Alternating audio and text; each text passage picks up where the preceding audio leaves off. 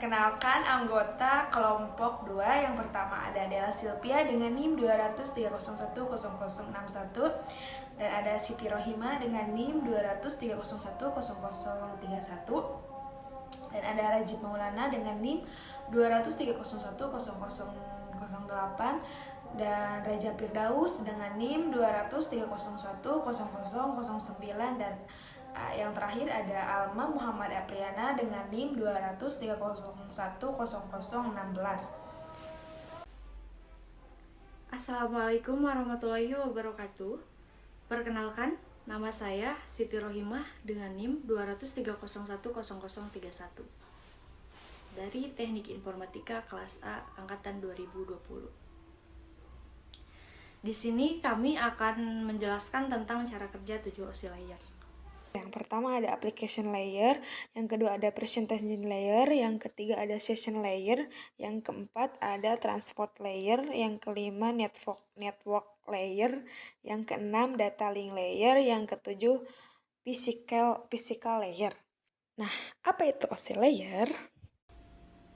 Nah, untuk pengertian dari OSI layer itu sendiri, OSI layer merupakan sebuah konsep yang memungkinkan pertukaran informasi terjadi antara sebuah jenis sistem komunikasi komputer dengan menggunakan protokol standar yaitu TCP/IP.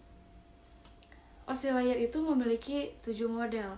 Yang pertama, application layer atau lapisan ke-7. Nah, application layer merupakan lapisan yang jadi pusat atau center terbentuknya suatu jaringan antara pengguna end user dengan aplikasi yang bekerja memakai fungsionalitas suatu jaringan. Tidak hanya itu, application layer juga memiliki guna buat melaksanakan konfigurasi menimpa gimana metode aplikasi yang lainnya bisa bekerja menggunakan resource jaringan. Nah, setelah itu, application layer bisa membagikan pesan dikala terjalin kesalahan pada proses pengaturan jaringan. Contohnya, sebagian service serta protokol yang terletak pada application layer merupakan HTTP, SMTP, FTP, dan masih banyak lagi. Untuk materi selanjutnya akan disampaikan oleh rekan-rekan saya. Perkenalkan, nama saya Rajib Maulana dengan NIM 200301008.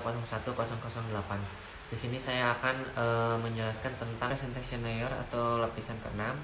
Lapisan yang ke-6 ini merupakan presentation layer, di mana memiliki guna untuk mentransmisikan format informasi yang hendak ditransmisikan oleh aplikasi lewat jaringan ke dalam format yang bisa ditransmisikan oleh suatu jaringan.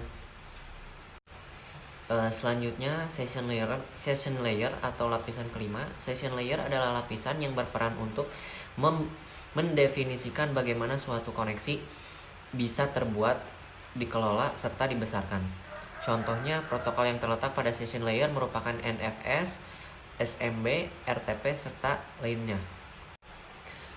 Transport layer memiliki guna untuk memecah informasi jadi paket-paket informasi dan memberikan nomor urut untuk tiap paketnya sehingga nantinya bisa disusun kembali dikala hingga pada tujuan.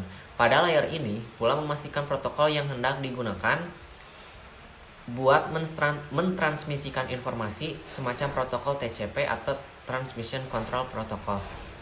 Protokol tersebut hendak mengirimkan paket informasi sekalian memberikan jika tiap paket lebih diterima dengan berhasil serta menuju pas target.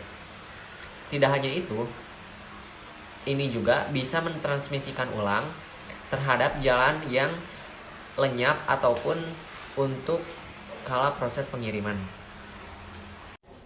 Saya Muhammad Apriana, NIM 200301016 akan menjelaskan network layer.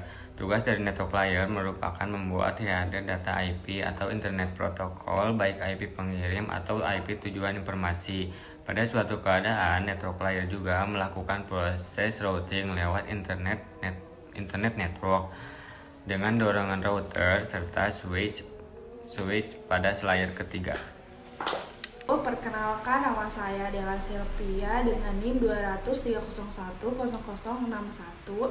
Teknik Informatika kelas A 2020. Di sini saya akan menjelaskan cara kerja OSI layer yang nomor 2.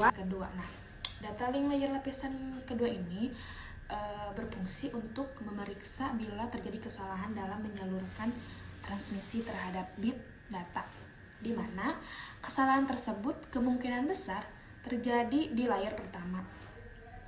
Pada layer ini juga terjadi koreksi kesalahan pengalamatan hardware pada MAC address dan flow control.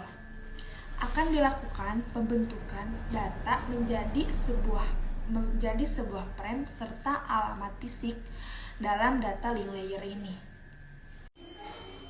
Perkenalkan, nama saya Reja Firdaus dengan NIM 2301009. Di sini saya dari kelompok 2 akan menjelaskan tentang physical layer. Layar fisikal pada OSI adalah lapisan yang berfungsi sebagai transmisi terhadap bit data. Jenis sinyal yang dipakai pun tidak sembarangan, sehingga memungkinkan penerima sinyal dengan baik. Jenis sinyalnya pun harus didukung media fisik, misal kabel, infrared, cahaya biasa, frekuensi radio, dan tekanan listrik. Setelah layar ini menyelesaikan tugasnya, maka akan diteruskan ke layar kedua pada physical layer, si lapisan utama. Data akan dikirim melalui perantara jaringan menuju lapisan transport penerima. Alur proses akan berbalik serta berulang ke physical layer, ke application layer sampai mengarah ke jaringan komputer user. Mungkin sekian video presentasi dari kelompok kami. Mohon maaf apabila ada kesalahan. Wassalamualaikum warahmatullahi wabarakatuh.